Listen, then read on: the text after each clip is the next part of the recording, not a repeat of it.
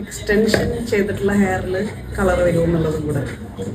Basically നമ്മൾ normally extension രണ്ട് types ഉണ്ട്. അതായത് നമ്മൾ നെയിലോൺ ടൈപ്പ് വരും, പിന്നെ നോർമലി ഉള്ള നാച്ചുറൽ ടൈപ്പ് ഹെയറിൽ നമുക്ക് വരും. സോ ആ ഹെയർ ബേസ് രണ്ടും ടെക്സ്റ്റേർഡ് ആയിരിക്കും. ഈ രണ്ടും ആയിരിക്കും. അപ്പം കളർ ചെയ്യുന്ന ടൈമിൽ കെമിക്കൽ ബേസ് നമ്മളൊന്ന് മെയിൻറ്റെയിൻ ചെയ്യണം. ഈ ടെക്സ്ചർ ബേസിൽ എങ്ങനെയൊക്കെ കളർ വരുന്നതെന്നുള്ള ടൈം നമ്മൾ പീരിയഡ് നമുക്ക് കൺസിഡർ ചെയ്യാം. സോ ആ ബേസിലൊക്കെ നോക്കിയിട്ട് നമുക്ക് എങ്ങനെയാണ് എത്രത്തോളം കളർ വരുമോ ഇല്ലെന്നുള്ളത് അതൊരു പാച്ച് ടെസ്റ്റ് ചെയ്തിട്ട് നമുക്ക് നോക്കാം എങ്ങനെയാണ്.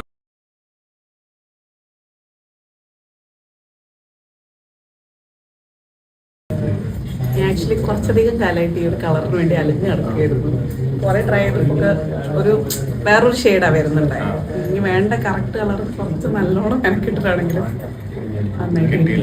മുന്നേ കോഴിക്കോട് നിന്ന് ചെയ്തിട്ടുണ്ടായിരുന്നു, ബാംഗ്ലൂരിൽ നിന്ന് ട്രൈ ചെയ്തിട്ടുണ്ടായിരുന്നു. പക്ഷെ അപ്പോഴൊക്കെ ഒരു വേറൊരു ഷെയ്ഡാണ് വരുന്നുണ്ടായത്. അവർ പറയുന്നത് എന്തോ കളർ പിടിക്കുന്നില്ല എന്നല്ലേ. എനിക്ക് ഇവിടുന്ന് കുറച്ച് ഡിഫിക്കൽട്ട് ഉണ്ടായിരുന്നു ചെയ്യാൻ. പക്ഷേ ഫൈനലി എനിക്ക് വേണ്ട സാധനം കിട്ടി.